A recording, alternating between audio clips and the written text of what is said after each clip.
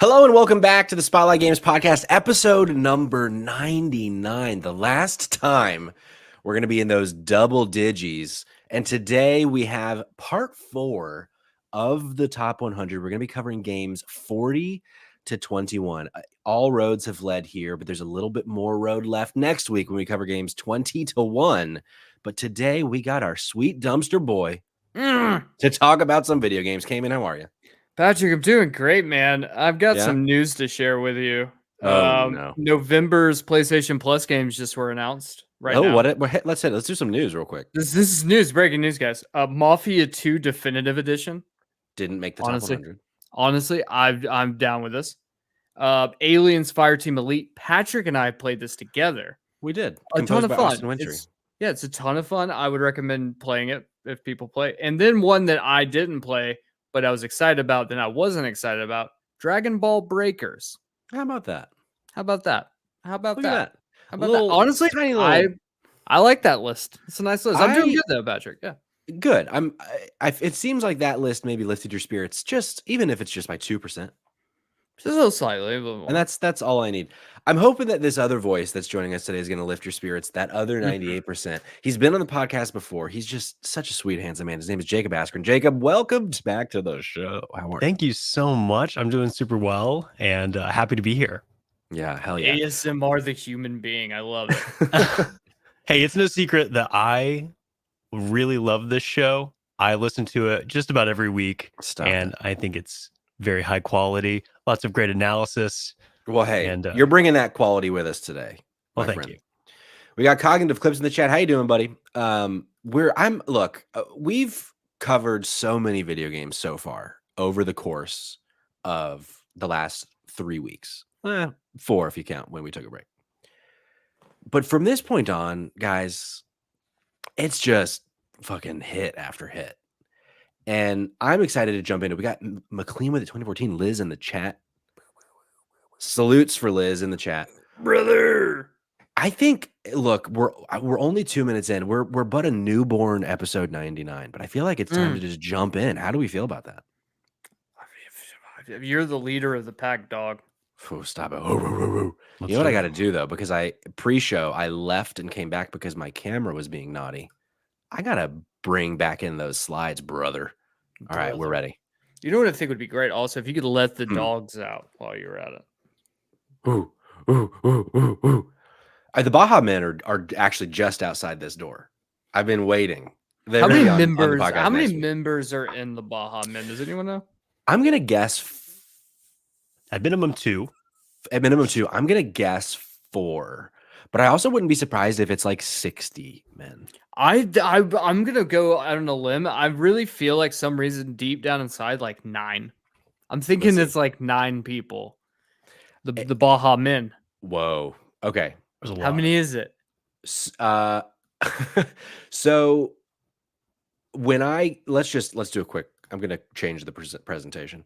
We're going to this Google right here. It's multiple rows. Holy hell. We got 6, 12, 18, 24, 25 members. 25 members? Apparently, James Funky Boy Morrison, he's my favorite, for the record. Unless he did something bad, and then he's not my favorite.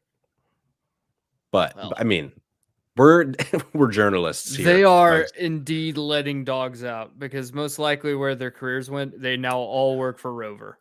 Well, why don't we let some dogs out here?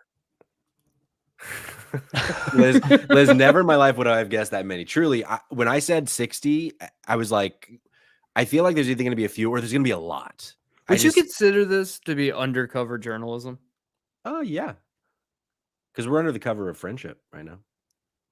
If you're about to pivot this into a Nintendogs is the next game on this list, this has all been a segue that you're lining us up for. Would be amazing if I was that smart. God, that would have been so good. No, let's jump into this week's list, starting at number 40. 2011 is when this game was released. So not too long ago, but also not yesterday. Originally released on the 360, the PS3, and the PC. Some people say a perfect video game. Ooh. And that is Portal 2. That is a perfect video game. It's one of those things where so this had 26 points. This had multiple submissions, but it was that like 5 to 7 range for multiple people that if we were just like who had the you get 1 vote is 1 point, then Portal 2 would have been a lot higher on this list, but it didn't have the points to get it above number 40. But I'm glad it at least made the list because man, this game fucking is great. Have you ever just thought about how science is such science and stuff? Yes, I have thought about that a lot over the last 3 episodes for sure. Jacob, are you a Portal 2 boy? I love this game. God, it's so good. It's really good. It's a perfect sequel. Longer than the first game, pretty significantly longer than the first one, but I think that it is one of the funniest games that I've played, and I will forever remember it for like its humor, right? The gameplay, the game design is fantastic, but the humor and the story is just it's great.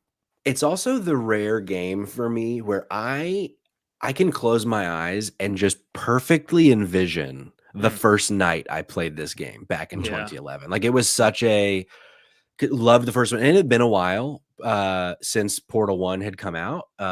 And so it was like, you know, one of those, oh wow, they're going back to it. You know, it hadn't been like forever. I think it was like 5 or 6 years, but it was like, ooh, wow, okay, let's get some more Portal, and fucking nailed it. So Portal 2, number 40, criminally low, but hey, science. You can't Science is science, man. Science is science. Science Next up on the list, moon. That is true. Allegedly. No, I'm not a moon denier here.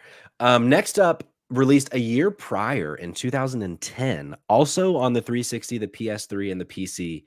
This one might upset some people that it's so low, but again with 26 points, Mass Effect 2. So it's already upset at least one person. I don't understand. What's your reaction here? Is this shock at that it's so low or that it's so high? Jaskrin.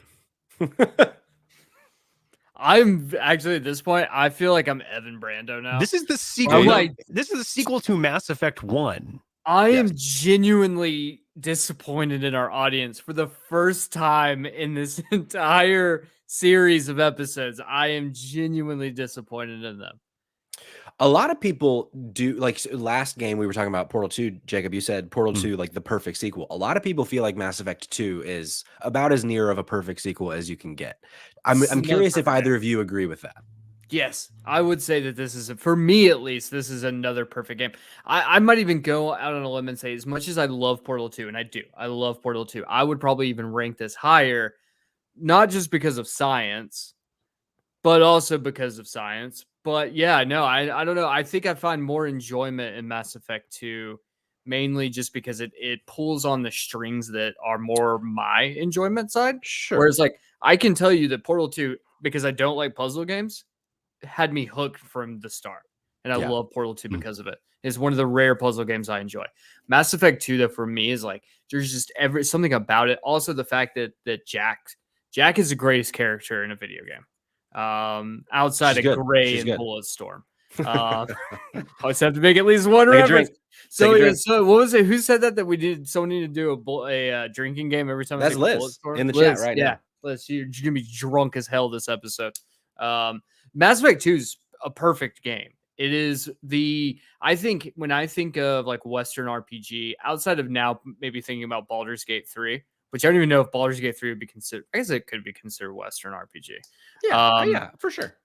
So I mean, I think before BG3, I think Mass Effect 2 was this is what a Western RPG should be. This like level of choice, this level of like everything matters in this game. I think the quest lines are perfect. I think the voice acting was perfect. The graphics at the time, perfect. Combat, like it's just 10s across the board. And this was Pinnacle coming at 39. It hurts my bones.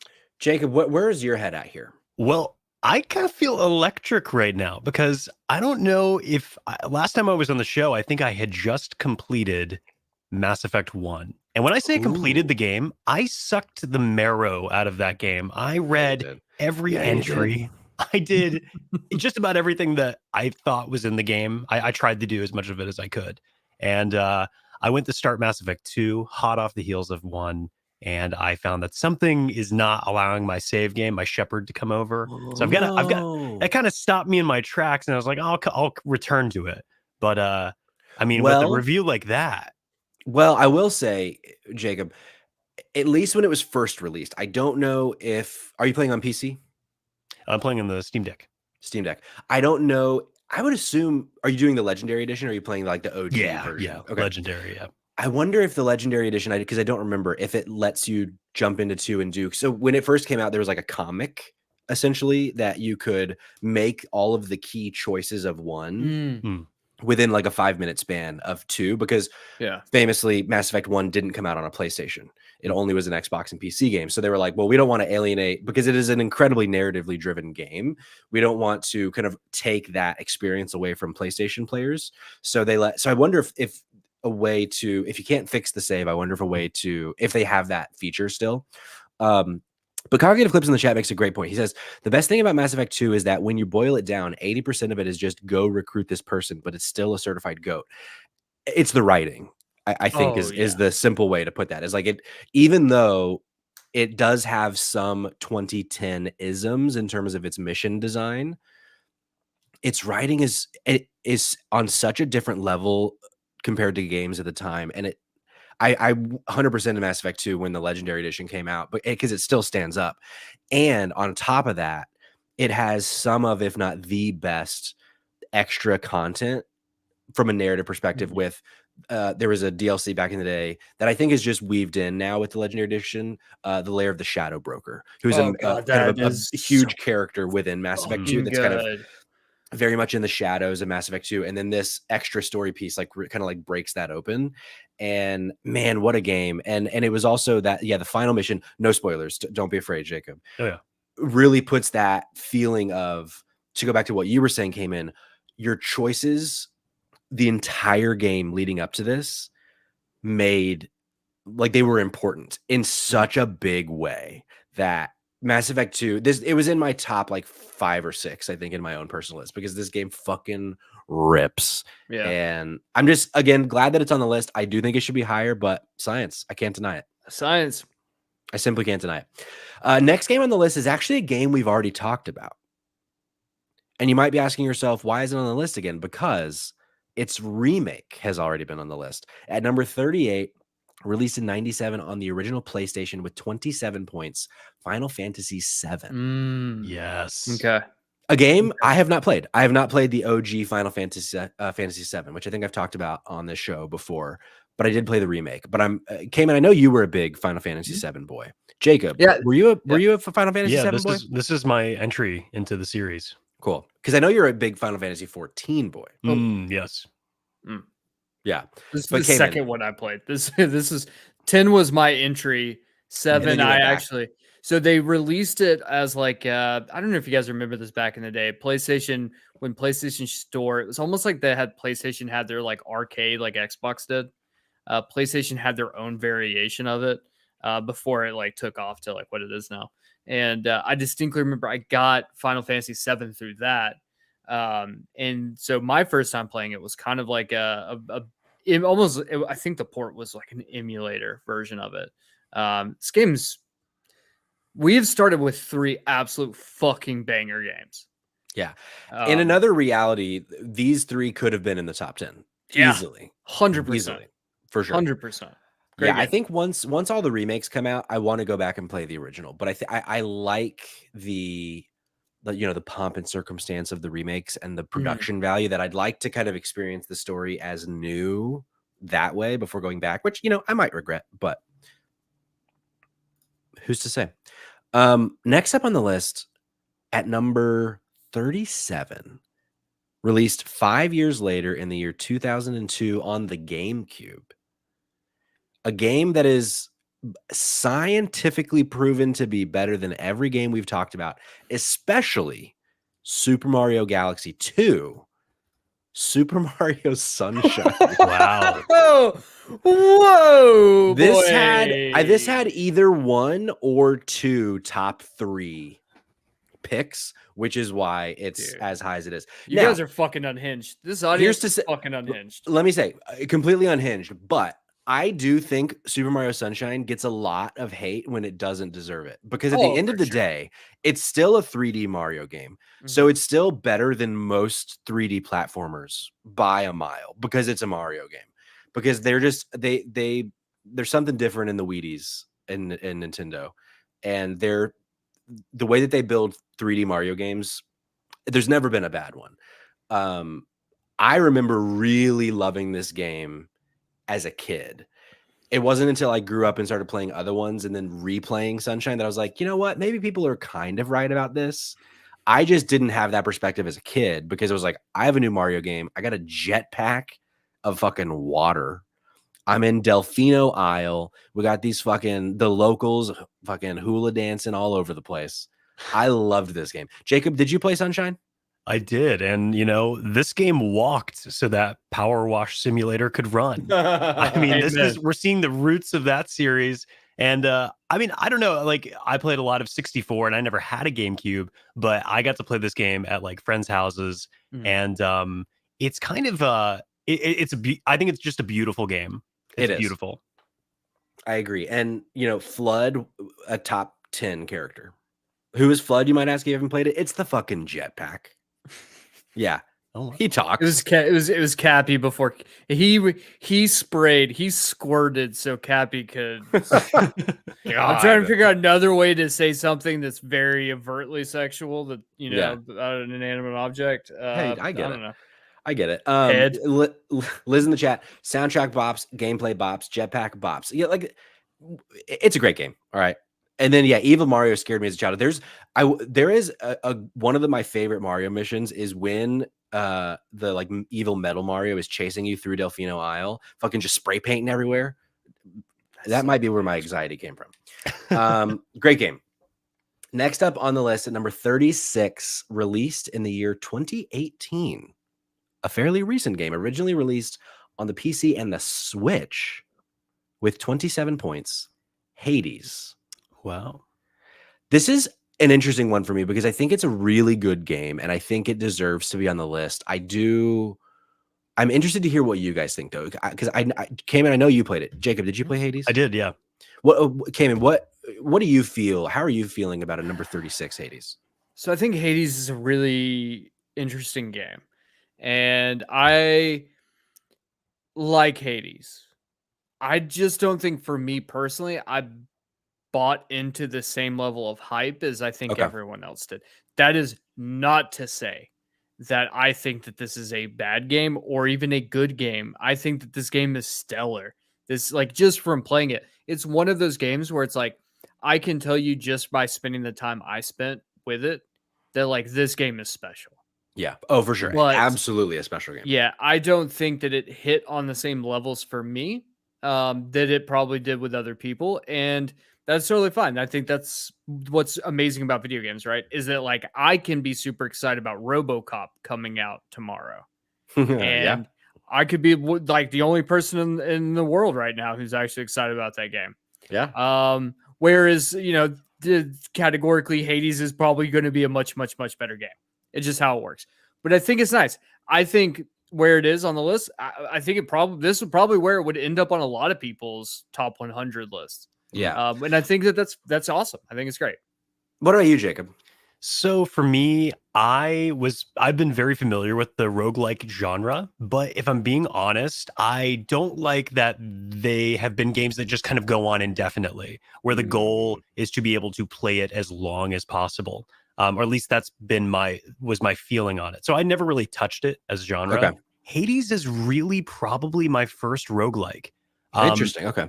And I didn't know it was that kind of game until I was playing it and learning kind of how that gameplay loop feels and how rewarding it actually is, and why I probably should have been playing these games from the beginning. I think the art style is fantastic. The setting, the mythology is great. I ultimately stopped playing it because I was playing it on the Switch, and I had a really troublesome Joy-Con that would constantly disconnect. And this is the kind of game that you do not want to be playing. You can't finish Hades with a troublesome Joy-Con. You can't. Absolutely not. So I'll go back to it eventually. But I think You this would be a should. really cool game to play on the Portal. Because Oh, I think sure. DualSense with this game and the fact that the DualSense is built into the Portal, like I think that would be like to me that would be the perfect place to play it. Because I think probably some of my issue with the game is that I don't find the Switch to be a very comfortable handheld. Gotcha. I like to have that. I don't like how the Joy-Con is flat. I have to have that little bit of like roundedness into my palms to feel like I'm holding, I don't know. That's like not as ergonomical for me. I know what you mean. But I think like, I think that maybe giving it a shot elsewhere. Yeah, this game I think for me is the kind of what you were saying, Jacob, in terms of the roguelike elements and of this game. I think this of all of them that I've played, because I've played a fair amount of them, I think this one is the perfect example of just one more run. Like the way that it builds, the way that the runs work, and being able to kind of tweak little things as you go in, whether it's certain weapons, whether it's certain like rules of the world that'll like add challenge to it so that you get more reward. I felt like when I played this game, I devoured this game. Like I would play for 6 hours at a time because I just wanted to do one more, and I would completely lose track of all time. And it really helped that the art style is so gorgeous. Sexy. The characters are great. They're all so hot. Oh yeah. And the story, like I was really kind of brought into the story, and even though it seems, and technically it can go on forever, there is a definitive endpoint. You can go past that. So I mean, I guess it's not technically definitive, but you do run credits on this game, and you like, and and there is a sense of reward for getting to that point from both a story and a gameplay perspective. So that appeals to me. Hades is a game that I feel like I'm going to look back on as I get older, and I'm going to play again, and it's only going to climb my list. It didn't crack my top 15, but it certainly was in the conversation for me. So definitely, if you haven't played Hades, give it a shot, because next year I'm very excited for Hades 2 to come out. Okay, next up on the list, 27 points again, released in 2000 on the N64, a favorite among today's panel, I believe. And that is The Legend of Zelda Majora's Mask. Wow. Okay. Best Zelda game. It's good. I don't agree with you that it's the best Zelda game, but it's a top like 3 for me. Once again, I think the one thing I think that Tears of the Kingdom did really well was going back to the draw, like going back and being like, okay, we listened to you, we heard you, you want temples again. And I love that they did that. Majora's Mask to me has the best temples. It has the best story of any Zelda game. And it's just a fucking acid trip, weird fever dream of a game that is fucking awesome. Majora's Mask is like, fuck, this game fucking rules. It rules. And Schmatz in the chat, hands down best Zelda game. The creepiness and tone of this one is still unmatched. Yes. I want fucking dark, creepy Zelda again. Yes. They touched it a little bit with Twilight Princess, but I want a dark fucking Zelda again, because this game was fucking dreadful. Yes. But it still had the, like, somehow there was still like a zesty lightness to it because it's Zelda, and because you're in Hyrule, and because you're wearing a fucking bunny mask so that you can run faster. But then there's still, with the impending moon and the 3-day cycle, one of the coolest, I think at the time, one of the most unique game structures that I don't know was ever really repeated in such a meaningful way until like the last few years. And yeah, Liz in the chat, top 3 is crazy, but go off. I can explain why more that is in my top 3 when some other games are revealed later in this list.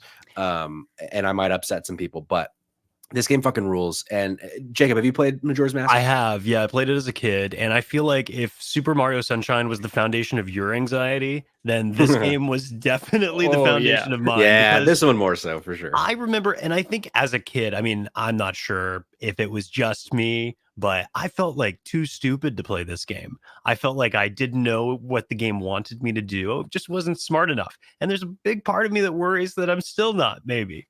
and that big moon is going to come. And I remember playing this game. We had rented it from Blockbuster, turning to my mother and being like, she could see the moon. It's coming for us. It's right there. And just the powerlessness of that, you know? Yeah. So I'll return to it someday. I think playing this game as an adult is also incredibly important, because I think as a kid you play through this game and a lot of the nuance, a lot of the like the themes, right, are lost on young children.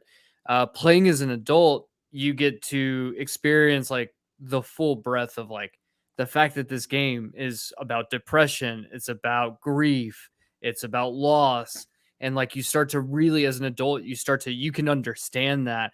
And I think that to me is why it elevates, because I don't think we've really, like, for a game this old, I think the only other game I can think of that even got close to touching on some of these themes around that same time period would be like Silent Hill. And for this to be more of like a kid's game and not like a very adult, this is an adult game. Of course, there's adult themes, but like having a kid's game have like very adult themes, I think is really interesting. And I don't think we'll ever see anything like this again. And with that, like, making it accessible because it is Zelda. Yeah, for sure.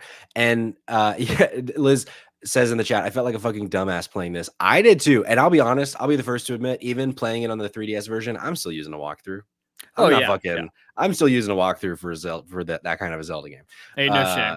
Ain't no shame. And and Schmatz says, if you haven't tried it yet, the 3DS remake rules and makes managing all the quests easier. Plus using the 3D and looking up at the moon is still great. First time I played this game, I emulated it on a Mac. And then the second time I played it was on the 3DS version, and it was 3DS version is great. I recently got a 3DS kind of specifically for this version of the game. So definitely agree with you there.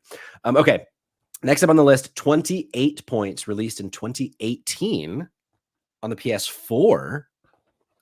Spider-Man 2018. Ooh. Funnily enough, we both just platinum Spider-Man 2. We did, which we're going to be talking about either probably. I'm hoping that we can cut in like a little mini-sode leading into episode 100, because there have been so many games out recently that we haven't been able to talk about. But Spider-Man, I have platinumed this one twice, and it wasn't the like just turn it on and all the trophies pop. Like, I did it again because this game fucking rips. This was on my list. It was low on my list. I actually think it was my number 15, but at the same time, I think this is a fair placement for this list, especially because, to kind of just slightly tease my thoughts on Spider-Man 2, I think it's a better game, Spider-Man 2. So, like, if this is 34, long term, where does Spider-Man 2 land above this, in my opinion? So, also, Schmatz in the chat just platted Spider-Man 2 last night. Cognitive Clips in the chat just rolled credits on Spider-Man 2. No plat, but be the story. I can't fucking wait to talk about Spider-Man 2. But in the meantime, we're talking about Spider-Man 1, a great fucking game. Jacob, have you played Spider-Man 2018? I've never played it. No. Are you a Spider-Man friend? So friend, I meant fan. He's fine, right? He's a kid from New York City, got spider powers. Yeah. Right? So that's the guy. I think that I have like this internal bias against games that are based on some franchise, even though there are some great games out there. And I think that before I knew this was like a critically acclaimed game, I just have always assumed that about Spider-Man, that it's going to be like a movie, not a movie adaptation, its own story. But I think that's why it's not been on my radar. But I don't know, now that it's on the PC and people really love it, people love the sequel. I've watched on TikTok how people will synchronize to the music. Have you seen that? I have. Has anyone seen that? I will watch that for hours.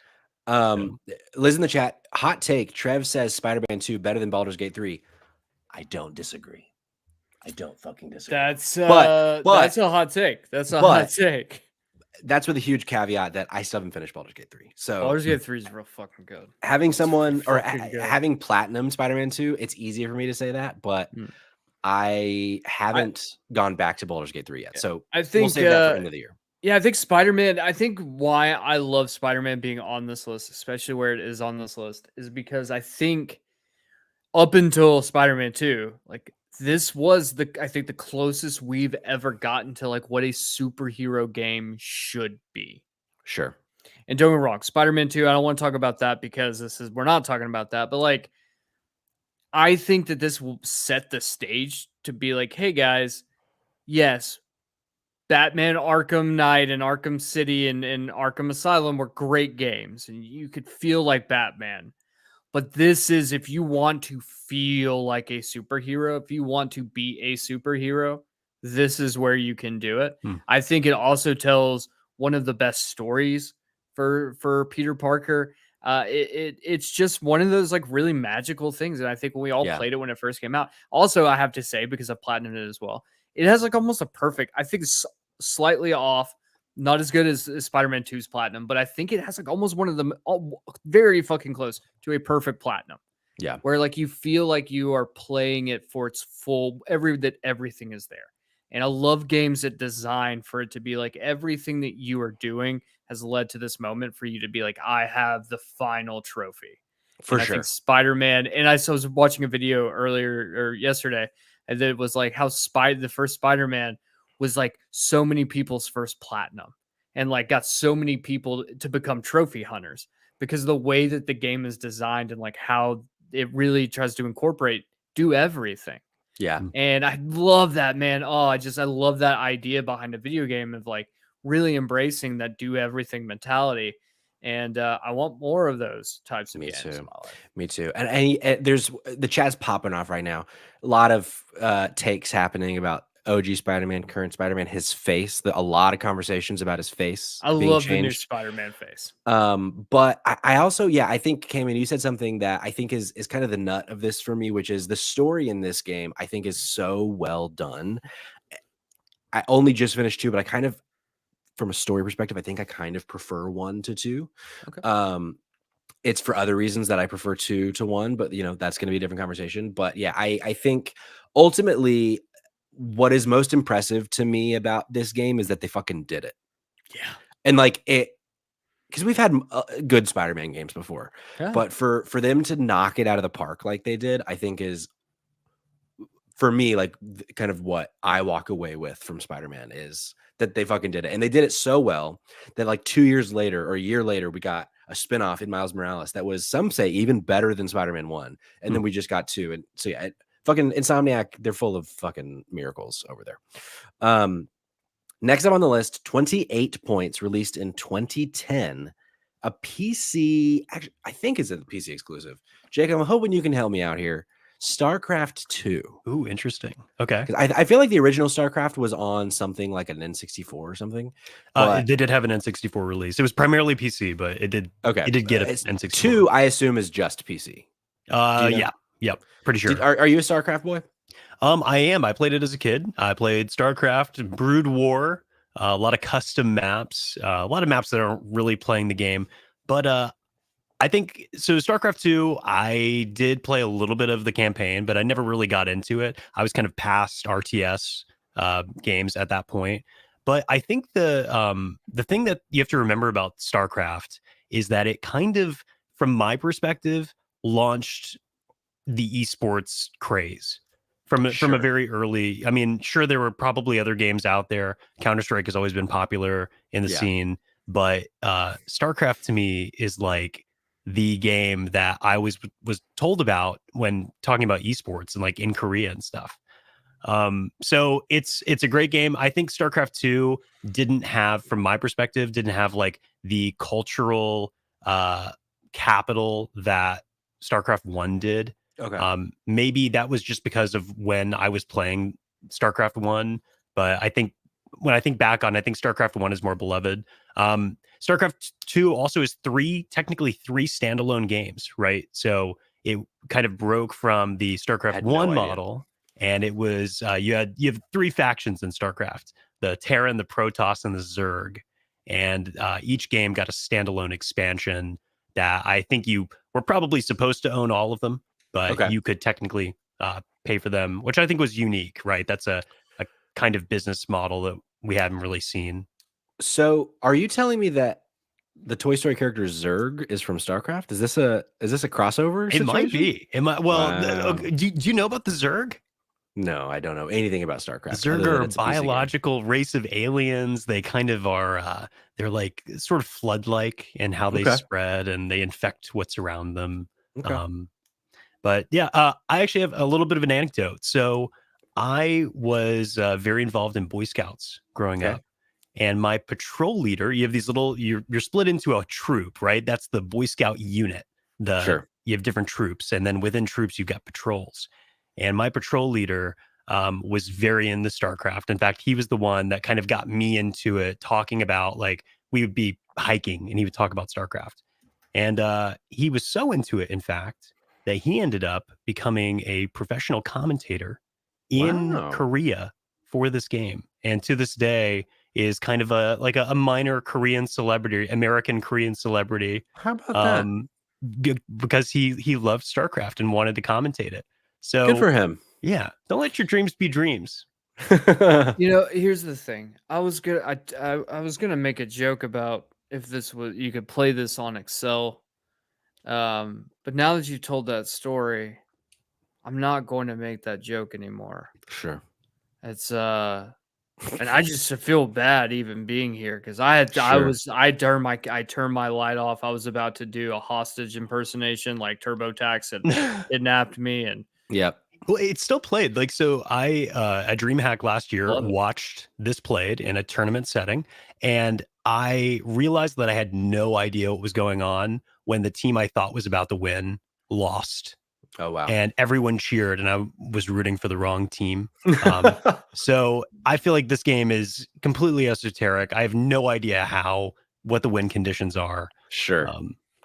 Yeah, it's for me, it's a game that I know nothing about, but I know it's a huge deal. Like that's as far as my knowledge goes. And like I know that it's one of like the biggest games in Korea still, and like that's cool to me. But I don't even know what it looks like. Like I'm how many so StarCrafts are there? Just two. Just two. Okay. And an unreleased third-person shooter, StarCraft Ghost. Oh, you know what? Here's the thing. I do actually know about that. As weird as that sounds, I actually know a lot about that one particular unreleased game. Mainly because I want to say that it was like a really big episode of Matt McMuscle's What Happened, and he does like a huge thing about like how this game was supposed to revolutionize like third-person shooters and just didn't do anything. I wonder if we're ever going to get a StarCraft 3 similar to are we ever going to get a Half-Life 3? I wonder if it's just like it's too big now. Like you can't go back. I don't know. Who knows? Next up on the list, 29 points, released in the year 2002 and then again in the year 2013, but originally released on the GameCube. My second favorite Zelda game, The Legend of Zelda: The Wind Waker. Oh. I think this game's fucking great. I don't know how many lists this was on, but it was on mine. I love this game, and I just please, Doug Bowser, bring this game to the Switch. I just want to play it on the Switch. The fact they have it and it's just sitting there on the Wii U. I'm convinced that it is just sitting on a shelf, that it is just like waiting to be released. I think this is Wind Waker to me is the reason why I think like we should never ever think anything about what Nintendo is or isn't going to do. For sure. You can never guess. They are like the episode of Always Sunny when Charlie cuts the brakes and then just like jumps up because the car, they can't stop the car. He jumps out, he's like, "Wow, car bitches!" And he jumps out the back. Nintendo, because they're literally sitting on a gold mine of this game and just refuse to do anything with it. It's insane. I said it was my second favorite. At any moment, I can say, actually, it is my favorite. Like, it jumps back and forth, and it's that fucking good. Liz in the chat, I fucking love it. I've played it through like 3 to 4 times. I fucking love it. It's so fucking good. I started playing it again a few months ago, and then I was like, you know what? I need to wait. I want to wait for the Switch port because it's bound to happen. And if it doesn't, I'm going to march to Nintendo's front door and stage a sit-in their lobby until we get fucking Zelda Wind Waker. Who's with me? I'm with you. Yeah, fucking rips. And Schmatz, this game is a prime example that art style beats graphic quality for sure. Like this game, even the GameCube version still looks beautiful. Like But man, that Wii U version is so pretty. Do you guys did you ever see the prototype of it? I think they showed off it. It was at like E3 or maybe a Tokyo Game Show about what, and it was going to be like the game was supposed to be like hyper realistic looking. No, I never saw this. Yeah, so like the first initial like teaser for it was like they showed like a tech demo, and it was going to be like, it essentially looks very similar to Twilight Princess in terms of like the graphic quality. And then all of a sudden they're like, here's the trailer for the game we were talking about, and it's this, and people were pissed because they're like, what the fuck are you doing? And then it turned out to be like one of the biggest Zelda games of all time. I do remember it at the time when this game came out. People weren't as high on it as they are now. But man, this game fucking rips. All right, next up, number 31. We're about to be in the top 30. Number 31, released in the year 1998 on the Game Boy. This might upset some people. Pokemon Red, Blue, and Yellow. And why? What the reason I say it might upset some people might want this a lot higher than it is. I think it's fine where it is personally, but I'm curious what y'all think. Jacob, were you a Pokemon boy? Oh yeah. I mean, these are the games, right? This is this was the reason to buy a Game Boy. This is what everyone was playing, at least when I was growing up. And I feel like I learned so much playing these games. They are special because of how simple they are, but they're also special because they're part of that cultural phenomenon of the games, the show, the cards, and you could really live in that world by playing these games. I mean, they're immersive in their own way. I recently replayed them. I mean, when they did the 3DS re-releases, I think they're great. Yeah, they're really fucking good. I just typed in the chat because Liz said Trevor's jumping up and down right now. Is it good jumping or bad jumping? Is he upset or is he excited? Because it could go either way. Cayman, what are your thoughts on this being number 31 on the list? Yeah. Oh boy. 31 seems super not where it needs. Like, I don't know. For me personally, this is a top 20 easy. Sure. 31's fine. I think there's a lot here that like people don't really talk that much about. Like, sure, one, yes, obviously this is like a huge game, but I think the big thing here that we need to discuss is the fact that I think these games just taught like an entire generation of people like what conductivity is, because they were like, oh, electricity is bad when you put it to water. Speaking and fire of science, is bad if you put it to grass. And we literally taught an entire generation of kids like that. Oh, you know what? Maybe if you add electricity to a rock, nothing will happen. Sure. And there is a brilliance there that no one ever talks about. No, and we're talking about it right now. Finally, I fucking love it, dude. It is a good game. Shmon's in the chat. 31 is fine. Gold and silver should be higher. Hey, maybe if you keep watching, maybe that's gonna happen. There's only one way to find out, and it's to stay tuned right here. Spotlight Games. Yeah, I loved this game as a kid. We had blue, I believe, and then why did how do you do that? Just wait, that's fucking cool. Can I do that? What? How are you doing that? I don't know. I just did a double thumbs up, and then fireworks happened. I did one. It's like on a fucking this. It does this on FaceTime too. Is it because of my MacBook? Maybe. Oh my god, it's because of the MacBook. Wow. It's smart. Wow. I'm on a Mac and fucking stupid Mac. I updated yesterday to the newest thing. That's why. If you're only listening to the audio, that probably was all gibberish to you. My screen was making visuals happen.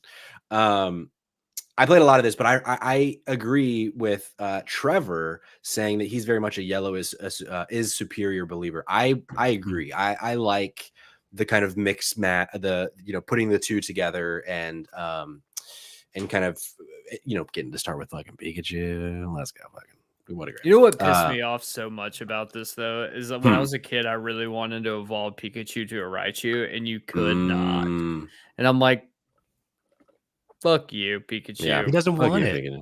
I mean, how many people was this their first game that they exploited too? Right? Who can forget riding up and down that coast, duplicating rare candies? Yeah. Oh, for sure. that's also where you got a level 99 gold duck. Hell yeah. Great game. I spent hours doing that. Number 30, released in 2007 on the Wii with 30 points. 30 for 30. That is Super Mario Galaxy, the original, the OG Galaxy. You know, we yelled so much about Galaxy 2 being in the 90s, criminally in the 90s. And I think we all agreed on that episode that Galaxy 2 is just Galaxy, but better. But that's the thing. Super Mario Galaxy is still fucking great.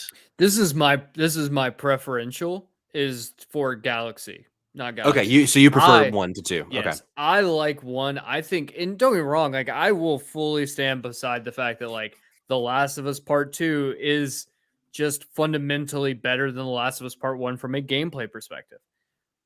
But I still think The Last of Us Part 1 is way more impactful. That's how I feel about Mario, like Super Mario Galaxy, is I feel like what they did with Super Mario Galaxy was way more impactful. You can slap, same with like Tears of the Kingdom, you can slap a fresh coat of paint, some new mechanics on it, but essentially that first one is like really special. And Super Mario Galaxy to me is just so goddamn unique. And I think it was, for me, as someone who missed Sunshine, I got to watch my cousin play it, but playing Galaxy was like my first like 3D Mario since 64 was just like so nice. I just love it. I love a lot of nice feelings here. Galaxy also has that heartbreaking moment when Toad has to blow Yoshi's brains out because he gets infected by the virus, similar to The Last of Us Part 1. Yeah, there's a lot of crossover. Here's the thing though. Yoshi had it coming. I've been saying it for years. It's I called hope that hubris, Yoshi. Liz in the chat, insanely great game. Rosalia is so hot. I will argue, literally my emo queen. Rosalina is my wife's in the other room. I need to watch what I say. But Rosalina, I tell you what I'm hearing you say is you want Rosalina to step on you because she is like 8 feet tall. She is mommy. The swoop covering half her face. Come on.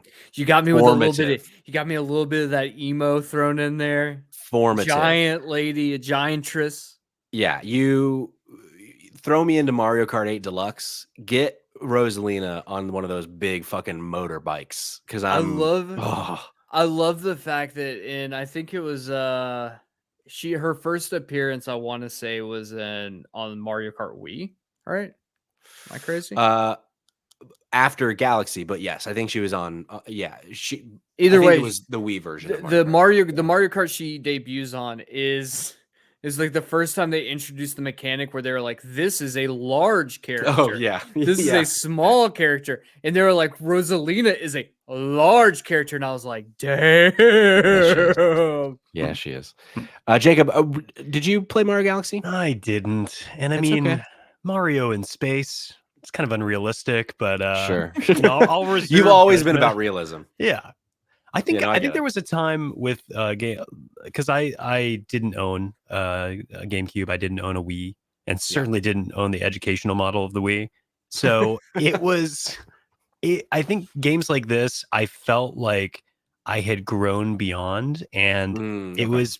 I mean, since then, I've looking back and hearing how acclaimed they are. I'd love to go play them. I missed the boat on the 3D collection. Please bring it back, Nintendo. Yeah. I have a copy you can borrow. Oh, really? Yeah, I have a physical copy because I was like, I'm not going to let this get by me. I'm pulling a Cayman. I'm preserving history here. What a stupid decision to not let you buy that anymore. I just bought the entire original run of Scooby-Doo on Blu-ray. Why? Amazing. Because I'm sad and I just need to feel some sort of childlike emotion. Oh, I get it. Yeah, I will definitely let you borrow that, Jacob, because it's a great game. I wish that they had 1 and 2 on there. It doesn't, but I'm sure Galaxy 2 is on its way. Next up, number 29. Is that right? Yep. Yes, 29. I was on the wrong cell. I was like, wait, but it says 30 on my screen. I did this last week too. Released in the year 2001, 32 points. We're doing a 2-point jump here. originally released on the GameCube. Oh boy. What is Balloons. going on right now? I need to disable this because this can't keep I happening. want you to keep it I'm going, loving bro. Again, I was just surrounded by balloons because I put up 2, which I guess they thought meant balloons. Released on the GameCube, 2001, Super Smash Brothers Melee. Oh yeah. A game that I never really played because I was never really into Smash, but I feel like a lot of people say that this is their favorite. True or false? Yeah, true. True, right? Like this seems to be like this and Brawl, I think, are the 2 that most people say are their favorites. Cayman, were you a Melee boy? I'm not a Smash guy. Okay. I know that that's like a travesty and shit, but like I don't know. I'm the same. Like I think I've been pretty open about the fact that like really the only fighting game I like was like Mortal Kombat as a kid. Sure. But like fighting games, I feel like for me, fighting games don't have the same longevity. Sure. And because of that, when I was growing up, I had to specifically try to buy games that could last me a long time, that like I could find something out of. And I know one might say, like, you can just beat up a computer for 400 hours. And I'm like, yeah, but at like a certain point, no, I don't want to do that. Cognitive Clips beat me to it. So Cayman's a pass guy. He's not a Smash guy. He's a pass guy. Some might say that. I feel like it's ironic that you're saying that you would cling to games that you could like get a lot of hours out of, because this is arguably one of the longest lasting games. Yeah. My brain logic doesn't work like well. Obviously, I'd be way more successful if it did. Yeah, I don't know, man. Smash was cool. Like I've played Melee. I've played all of the Smash games. I just for some reason never. It was one that I could once again like Hades. I could appreciate everything about it. And I think it's really cool. Like everything about it's really cool. I think the origin of the original Smash Bros. I think is one of the coolest, weirdest. How the fuck? And then it turns into this like franchise that is bigger than big. For sure. Yeah. I think ultimately, this being at number 29, I think in a way we're doing it a disservice since most of us aren't Smash people. Because like Schmot's in the chat, but for real, we spent so many hundreds, if not thousands of hours playing this game until 4 or 5 in the morning. While I don't prefer the franchise, what I can't deny how impactful and how huge and how important this game and this franchise is, and how so many people love it. So much so that it's like the marquee event so many years at the what's the fighting thing called? Evo. The big Evo. Like it's still this game, like you said, Jacob, like this game has legs. And since it seems to be the most kind of beloved of the Smash Bros franchise, it makes sense that one of them being in the top 30 makes sense to me, because I don't think there's any more past this of Smash. Respect. That would be my guess. This is the highest one. Yeah. Also, a little fun factoid. This is the last game that we have released in the year 2001. And the reason I mention that is because 2001 was the most represented year in our list of top 100 games.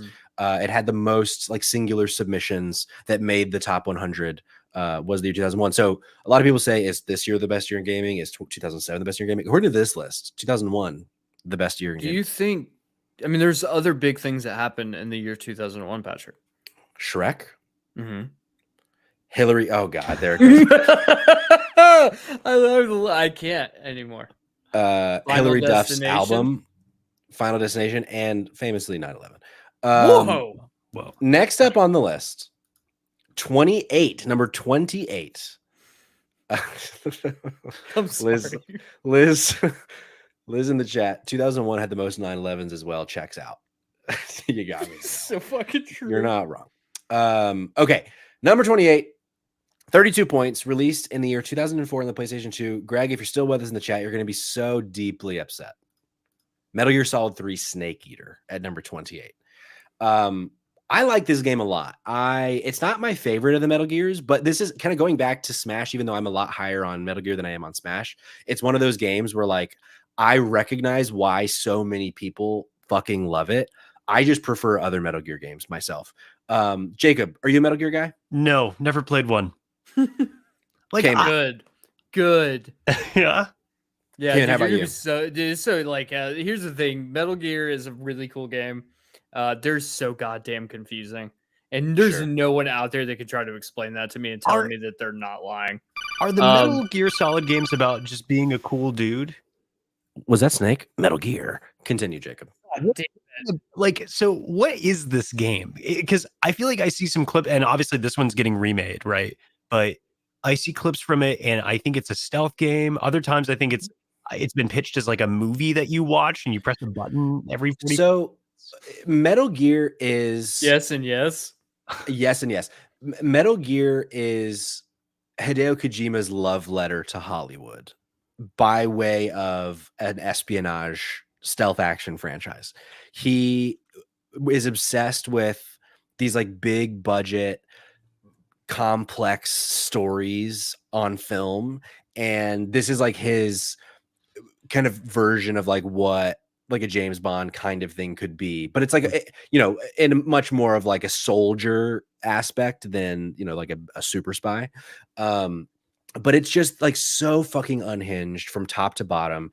You try to explain what like each individual game is about, and like you can kind of get somewhere, but it's like similar to Kingdom Hearts. You try to explain like the whole arc, and it's like at some point you got to start taking shots for it to make sense. Yeah. But the way that it's told and the production values and the pomp, the circumstance, like it's a blast to go through. And I'm really excited for the full on remake of this because Schmont's in the chat. Master Collection is good. Go buy it. Like at some point I do want to play the Master Collection, even though it's just like remasters. They didn't like improve much other than just make it playable on modern consoles. But it's an important franchise like for the history of gaming. So it's definitely cool to that they were able to bring it back, and I hope that I would love for them to just remake all of them. As crazy as it sounds, this is actually my preferred Metal Gear. I mean, I hear that so often though. It's weird. I don't know why this one clicked with me when other Metal Gears didn't, because I'm not a stealth guy. And these games are very much, they will punish you if you are not stealthy. For sure. And yeah, I don't know. I had this back on the PlayStation 2. I borrowed a copy from my cousin. I don't think I ever gave it back to him, to be completely honest. Yeah. I don't think I ever did. But yeah, I played through this one. I enjoyed it, and then tried 4 out when it came out, and it was like, yeah, I don't like this anymore. So my journey with Metal Gear, and then we'll move on. I played Twin Snakes first. So that was the remake of 1 on the GameCube. And then I played 4 like 10 years later. And I get to the end of 4 and I'm like, I don't understand any of this, because you definitely shouldn't play 4 before you play 2 or 3, because it's all, I kind of fucked myself by doing that, but still had a great time. Okay. Next up on the list, number 27. We've seen this franchise a few times already, but we're back again with Halo 32 again? points. Halo Reach. No, in 1998 on the N64, The Legend of Zelda: Ocarina of Time. I feel like moving on to number 26. Here's my thing, and this is, I think this might upset some people. Because I didn't play Ocarina of Time when it was released, I've never understood the hype around Ocarina of Time. Now, I think it's a good game, but when people saying that it's like unequivocally the best Zelda game, that just doesn't make sense to me. Like, I don't, but so many people feel that way. And I think it's just the proof of concept of 3D Zelda. Like it, and that's it. Like, I think Majora's Mask is the better game. Yeah, but so does the thumb on my screen right now. Yeah, but I think the issue with that statement though is like Ocarina of Time walked so that Majora's Mask could run, because it's built off I the prefer exact running same to engine. walking though. True, and that is why. And I know I went back and said like this is going contrary to what I said earlier of like it's the imagined version, and that's why I think that Ocarina of Time, regardless of whether I feel like I like Majora's Mask more as a game. I think that Ocarina of Time deserves to be higher on the list because I do think it was what I think turned a franchise that Zelda is a beloved franchise, obviously, but like we wouldn't have Tears of the Kingdom now if Ocarina of Time didn't happen. Sure. So that's my argument for it. Yeah, no, I get it. But if I'm just comparing one game to another, I will never put Ocarina of Time at the top of a list personally. That's fair. Jacob, how do you feel about Ocarina? Yeah, I think it's a game that you have to view in the context. Like you said, it's the first 3D Zelda. I'm surprised that a game like this comes out and we don't see, like, it wasn't worse, like that there's not a middle game, a game that came before this that was actually the first 3D Zelda that was not doing. This game is kind of maybe Majora's Mask, which I haven't fully played, has some of this, but I think this game also has that like sadness to it. It does. Like it has a little bit of something to say about time, about the like what someone's absence, what happens in the absence of like the good, Sure. It's also scary, which Yeah. I don't The think first time those zombies come out. Ooh. Oh, it's terrifying. This is a game that I definitely couldn't play without my mother in the room. Yeah. Definitely not. But yeah, and I do think that a lot of it for me is that I didn't play it in 1997 or 1998. Like I think I would probably, my tune would be different if the first time I played it wasn't like 2008 or something. Okay, next up on the list, number 26. Also, Kayla in the chat. Hey, Kayla. Next up on the list at 26 with 33 points, released in 2014 and then again in 2017. And it's the 2017 version that was voted for, which I thought was interesting. But I agree with. It is Mario Kart 8 Deluxe. Mm-hmm. I think this is on paper a perfect video game. Like, for what it's trying to do. Like I still play Mario Kart 8 Deluxe to this day. Part of it is because they're releasing new tracks every now and then, but it's my favorite Mario Kart. Like I have the nostalgia piece of the original, well, not the original, N64 and then also Double Dash, but I think this is just the best kart racer that's ever been made, and it's so fucking fun. Jacob, are you a Mario Kart boy? I love this game. It's so good. Yeah, I've been a Mario Kart boy from the very beginning, and I think that, like you said, it's in many ways it's like a perfect game. It's just it feels so good to play, and it's the Switch. I never played it on the Wii U. Actually, no, I played it on the Wii U at friends' houses, but Yeah. I own it on the Switch. This is I want to kill some time, and I want to play something that's gonna reward my brain, make me feel good. This is it. Yeah, for sure. Yeah, I mean, it's like, what else is there to say about how fucking great this game is? But I do, if we don't get a Mario Kart 9 on the next Switch, if they just re-release this game again, I will riot. I think Liz might be saying something in the chat similar to that. Listen, I'm so sick of this game. You just said it. It's the last Mario Kart game in almost 10 years. I need a new one, and it's absurd, and it's the most recent one. I'm sick of it. I don't disagree with that, but it still fucking rips. But I can't wait to see what they do after this, because they got some big fucking shoes to fill for sure. Okay, next up on the list, number 25, a game that I have nothing to say about. Released in 2017 on the PS4, the Xbox One, and the PC. A game called Divinity Original Sin 2. Never played it. Have either of you played this game? Yes. Tell me about it, Jacob. So I haven't finished it. I haven't gotten past the first act. The first act is pretty expansive in this game. I've played a lot of games. I haven't finished a lot of games in my lifetime.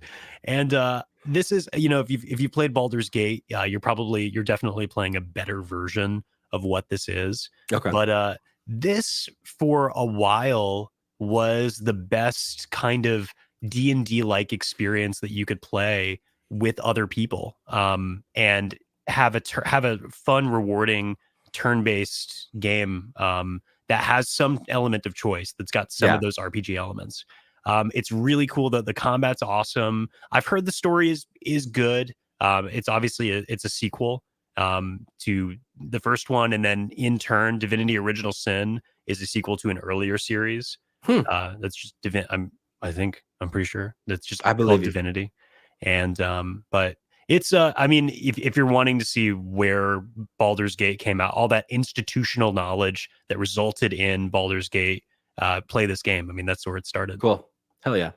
Yeah, I've heard nothing but great things about it. I've had a couple people try to convince me to play this game. I just have never gotten around to it. So yeah, hell yeah. Glad it's on the list, because I have heard a lot of great things. Now, is it better than Mario Kart 8 Deluxe? I can't say, because I've never played it. Science says yes, Patrick. Science says yes. You're right. Number 24, next up on the list, the second franchise, or the second time we've seen this franchise today, released in 2000 on the PS1. And I believe this was my entry into the franchise, Final Fantasy IX. a good game. Like I remember I think we've talked about this even when we were talking about Final Fantasy X last week. Like this being the last one on the PlayStation, it kind of sucked as much power out of that thing as it possibly could, and things like the cinematics and the world, like how big the world was. Fucking weird as fuck characters that I'm always down for when Final Fantasy goes weird with it, with their characters. Like that one character you can, like on the right side of the screen, this like giant fucking tongue of this character. Really love. I remember having a lot of fun memories about this game. I think Final Fantasy IX is when I think the graphics for Final Fantasy peaked. Okay, or maybe the art style, maybe not the that. graphics, maybe art style. I don't. There's something about the art style about Final, because there was that weird leap between 7 and 9 where we got 8, and 8's a cool ass game outside of that card game that like changed. I don't know. I don't want to talk about that baby. Anymore. I love it. I don't want to talk about the card game. I don't want to talk about it. But I wasn't. That's the one thing I dislike. I think that game is really cool, and I think it has one of the best Final Fantasy stories in 8. But I did not like the graphics. Like the art style really upset me. However, they went back to this weird ass art style for 9, and I fucking love it. This is like just, and it was like the last time I think we got this outside of maybe like World of Final Fantasy. They went like more chibi, which I did enjoy the chibi art there, but like I think it's just like you said, Patrick. The characters are goofy as hell. They're so goofy. The story is one of the most JRPG fucking stories. Yeah, It's really cool. I'm shocked it's at 24, but I this whole list has surprised me. So yeah, nothing but surprises. surprises. Awesome. Yeah, nothing but surprises. Well, Jacob, what are your thoughts on 9? So this is another one that I've started but never beaten. But friend of the show, Evan Brandonicio, has beat this one, in fact, and for him, he hails it as his favorite of the Final Fantasy games. Oh yeah, and I think it's probably got something to do with like friendship or like, you know, being a good person or something. He's really big on tails, and the main character has a monkey tail. True, so and this has one of the most beautiful songs. I mean, if you are looking for 2 reasons why you might want to play this game. One, it has a beautiful theme called Melodies of Life. Go listen to it, but maybe don't watch the music video because it drops some spoilery stuff, but it's got a beautiful song. 2, it is probably, if rumor holds, going to be the next big remake that's great. I would love that. I'm torn here because on one hand, yes, I think a remake would be really cool, but on the other hand, I'm also like, don't change the art style. What if they do a remake but keep it top down? Dude. Fucking make the art style new feeling, but like still same general vibes. That would be awesome. I would fucking throw down with that. Yeah, because I've said on the show before, I'm approaching getting tired of the super actiony Final Fantasy path that's gone down. Give me fucking turn-based menus, dog. Bring it back. You just need to fucking play Dragon Quest 11. I do, and I will, but I want to be Zidane and Vivi. Fair enough. Fucking on a ship in the sky, brother. Can you put them in bunny outfits? I don't know. Pretty sure you can do that in Dragon Quest 11. Yeah, you're pretty sure you can make all your girls look like playgirls. Fucking got me there. Okay, next up on the list, the last 3 for this week. Number 23, released in 2013 on the PS3, the 360, and the PC. Oh, got you a little trick there. Oh, you did a little trick there. Yeah, you got me there. 5. Grand Theft Auto 5. This is a little lower than I was expecting, honestly. A little lower than I was expecting as well. It's so funny. This game, when this came out in 2013, I played so much of this video game, and then I played it again a lot when it was re-released on the PlayStation 4. But this kind of goes back to what Liz was saying earlier with Mario Kart 8. I'm just sick of Grand Theft Auto 5. Fucking give me 6, dog. And like we know they're working on it. It's probably coming out next year. But I was never a GTA Online boy. Mm-hmm. So once I finished that campaign in 2013, 2014, whenever I finished it, and dabbled with it again a few years later on the PlayStation 4, like I've never gone back. So I've not had a Grand Theft Auto game since like 2014 or 2015, while everyone else has been on Grand Theft Auto Online. So Do you remember that one time we tried to do online and we played like 45 minutes and we're like, I do. Then we said, I think one of us was like, yeah, I gotta go eat dinner. I'm like, cool, we'll meet up after we're done eating dinner. And then we never did. And guess what? Flash forward 5 or 6 years. Here we are. Never went back. Never went back. Man, it was so slow at the beginning. It just like wouldn't work. Yeah. And Greg in the chat, it sucks that 5 never got story expansions like 4 did. I agree. I was so desperately hoping that we were going to get a couple single player story expansions, and we just never got them, which is a shame. Jacob, are you I've never spoken about Grand Theft Auto with you, I don't think. No, I've never really played them. Okay. It doesn't seem like a Jacob game to me. I don't want to sound like puritanical or anything, but sure. You hear that these games are not necessarily a celebration of crime, but rather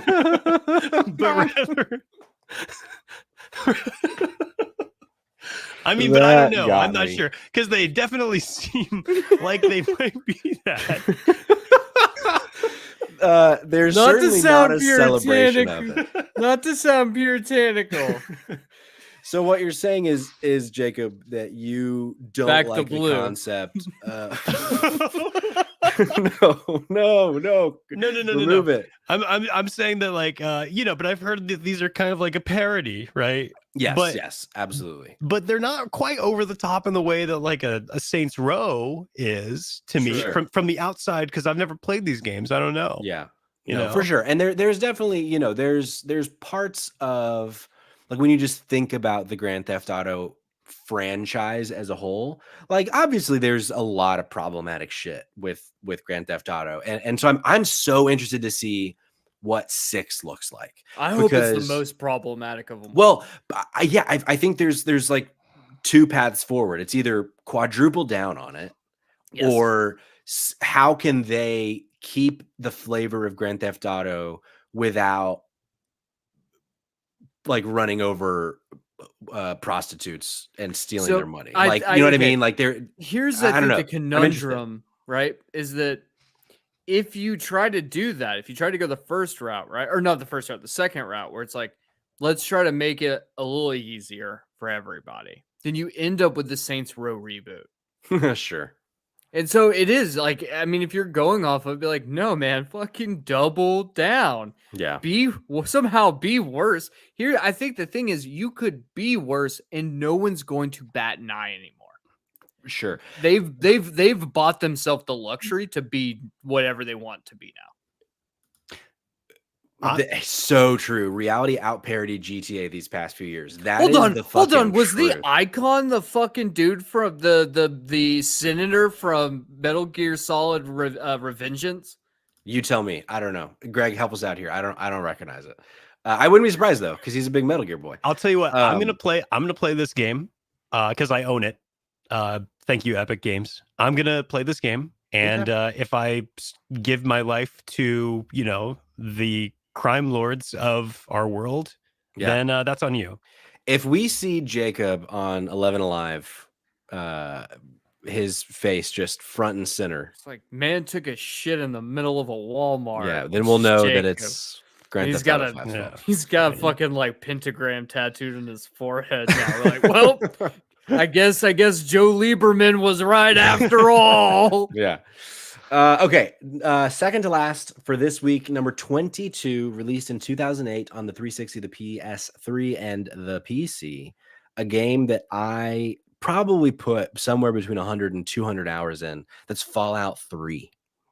Mm-hmm. This feels right to me. Like, this is it carries enough nostalgic power with it that you go back and play Fallout 3 today, it's not going to hold up as well. Like, there's a lot of the systems that really are aged out, like, with time.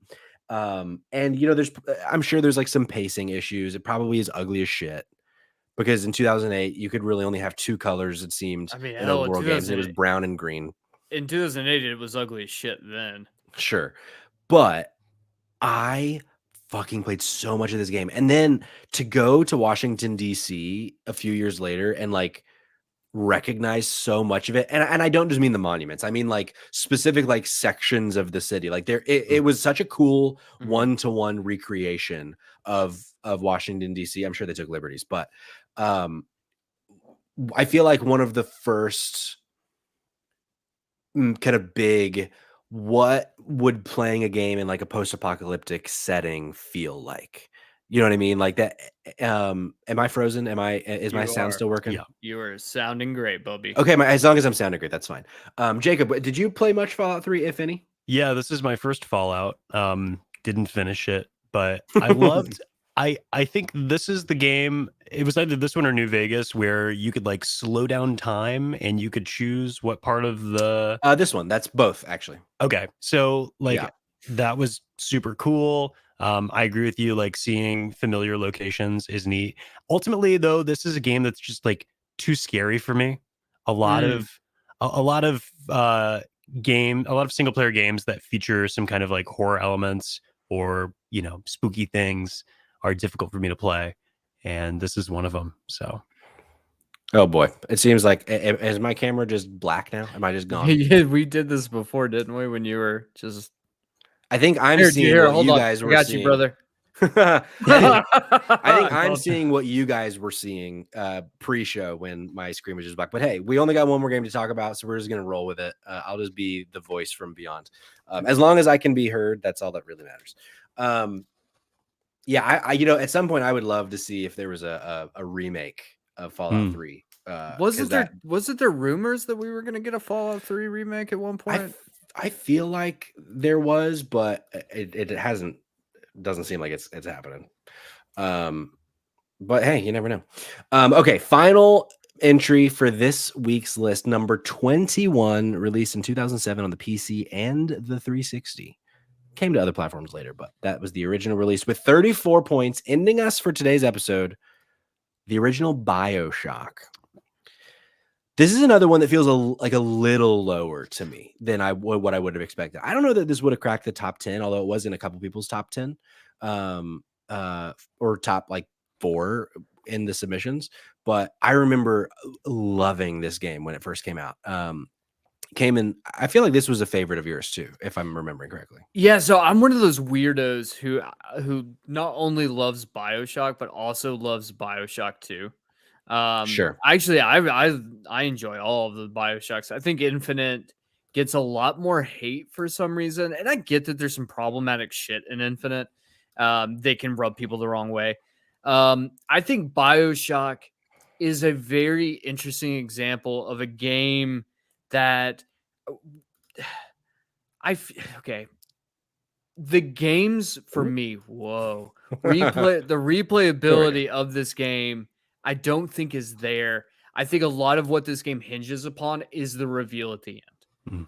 Interesting. I don't fully agree, but I don't fully disagree either. So I feel like with like Infinite or BioShock 2, like I feel like I could go back and play those and be fine. Whereas I feel like with BioShock 1, it's like that first playthrough will never be the same. I agree. I do agree. And for that, saying that, I'm justifying its position at 21 with the caveat of like that first interaction, like the you beating this game for the first time and getting the huge reveal at the end justifies its existence at 21 because it's one of the most mind-boggling out of nowhere holy fuck moments, and I don't think we've ever gotten a moment like that in a video game again. Sure. If you're listening to this and you've not played BioShock and you don't know the premise, go play it now. Like I would love to hear the perspective of someone playing this for the first time in the modern era, and like because they have a remake collection It's really good too. it's done really well. Like it looks great, feels great. And I played through the original then, and Bennett in the chat of YouTube, because we're streaming in both places right now. You can't agree and disagree, Patrick. It's confusing for those of us who haven't beaten the game twice. Fair, but I could explain what I mean. I agree with the point that it does kind of stand on its ending a lot, and to the point of when I played it again in the remake collection, I was surprised at how simple it felt. and I didn't remember it feeling as simple then. But the reason I disagree is because I still think, even though there is like a simplicity to it, and sometimes it's, going back to what Cognitive Clips was saying earlier about Mass Effect, like sometimes it's just like go here, do the thing, go there, do the thing, which you can say that about a lot of video games. The setting and the writing and the characters are still so well done, and exploring Rapture, whether it's the first time or the second time, feels really rewarding, even upon a second playthrough. But yeah, really, really great game. Jacob, what are your thoughts on BioShock? I love it. I think Great. it does. I think a lot of the enjoyment of the game does hinge upon its ending. First of all, it's very short. Yeah. Which is a wonderful quality in a game. Yeah. And it is unique because I wonder if I had played this as an adult first, if I would feel feel not as strongly about it, because I think a lot of the ideas that are present in the game and a lot of what the game is a response to philosophically is something that I was encountering as a kid, in just being a kid, being a young male high schooler. I was encountering some of those ideas that this game is kind of a response to. And so I think it was like an interesting time for me to have played it. Sure. Although I guess this technically came out when I was in middle school, but it's I think it's impossible to talk about this game without talking about how philosophically charged it is. 100%. And I agree. So I love it. I think there are very few games that I have finished in their entirety. I could probably count them on my hands and toes, maybe. Sure. And this is one of them. So this is one of them. Well, may I recommend a game called Bulletstorm? You can beat it in 5 hours. Here we go.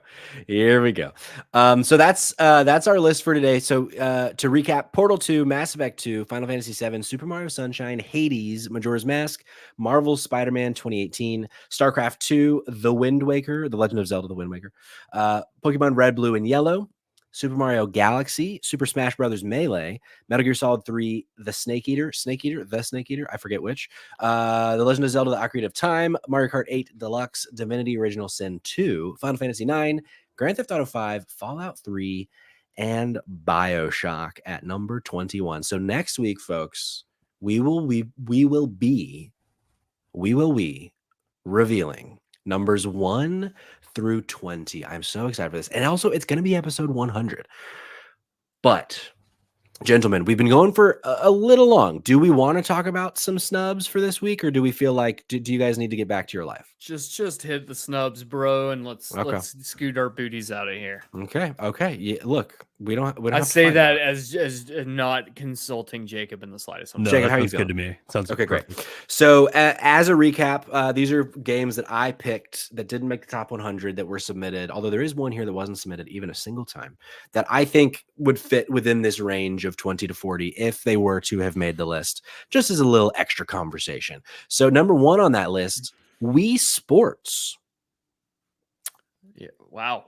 Not on the list, nowhere to be found. And it's one of those things, like, I feel like from an icon status, like fewer games were as played. That's a 100. That's a beat out Duck Hunt at 100. You think? Yeah. Okay, so maybe I misplaced it in the 20 to 40. Oh, range. I'm just saying, like, it should be on the list, but sure. Also a game that I played last year for the first time, Disco Elysium. A lot of people like have that in like a top 5 list. I struggle with this, like, wanting, because I want to play it, and I struggle because I'm like, this seems like a game that'd be really great on the Switch, which is on right now. But then also at the same time, you told me, you were like, you can't play it with something going on in the background, like you have to be such an active participant in it. That I'm like, yeah, 100%. Man, bro, I can't do that. But maybe the Portal, a little bit bigger of a screen and getting some trophies. I think, okay, guys, here's the thing. Next week is my birthday. We're going to celebrate episode 100 with my birthday, too. And I think that we should open up a GoFundMe to get me a goddamn Portal, because broke. I'm a broke bitch. I'm here for it. Also, not anywhere to be found in the top 100, League of Legends. Ooh, good. It was submitted a couple times, but when I think of like really impactful games on the PC. Like that is top 5 probably. You know, as someone who's not really in the ecosystem, but I was surprised. But then again, like that, and then the next one, Marvel versus Capcom, Street Fighter, Mortal Kombat, like those big fighting franchises not being anywhere. I think that more speaks to who our audience is than the quality of the game for sure. Like we don't have a big PC audience. We have some. We don't have a huge fighting game audience. So that's, those ones are missing. And then a couple others, Minecraft, not on the list. Whoa. That was pretty shocking to me. Like, that was one of those good. ones. That's, there's Lucas is out there somewhere just being like, you motherfuckers. That's where I met my girlfriend. Like, well, he didn't put it as number 1, so he has no one to blame but himself. And then one that honestly I probably should have saved for next week, but the ones that I have for next week, I think, whatever. I'm just gonna say, Symphony of the Night, Castlevania Symphony of the Night, not in the top 100.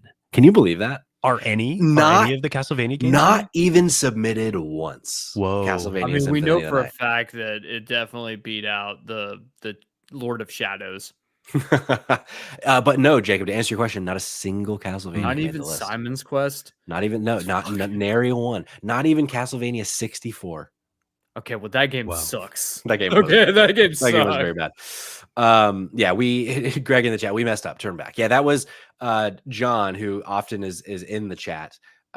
We were texting about the list because he was going to do a little video similar to what Lucas did a few weeks ago.